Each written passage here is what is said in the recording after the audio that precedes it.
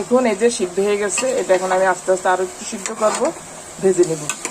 আবার দারচিনির সুঘ্রাণটা বের হয়েছে, মশলার সুঘ্রাণগুলো ঢুকে গিয়েছে এর ভিতরে। এটা আমি এখন একটু গুঁড়া মরিচ ব্যবহার করব। প্রিয় দর্শক, আমাদের আশেপাশে যদি কোনো মানুষ ভুল করে, কারো সন্তান হোক, কারো স্বামী হোক, কারো ভাই হোক, কারো বোন হোক, আমরা সকলে তাদেরকে ধরিয়ে দিব যে এগুলো ভালো না। ভালো পথে থাকলে আল্লাহ শান্তি দেয়, আর ভালো পথ হারালে কিন্তু সারা জীবনের জন্য দুঃখ নেমে আসে। এজন্য যেন গুঁড়ামরিচ দিয়ে দিলাম। প্রিয় দর্শক, কাঁচামরিচ অ্যাড করেছি আমি কিছু, এটা এখন নেড়ে দিব পুরা তরকারিতে।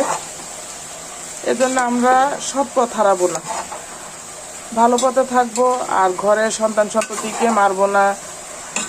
সন্তান সন্ততি আবার বড় হয়ে কারো গায়ে হাত তুলবে না, তার কাছে এটা লজ্জা ফিল হবে। আর পরিবারে যদি পিতা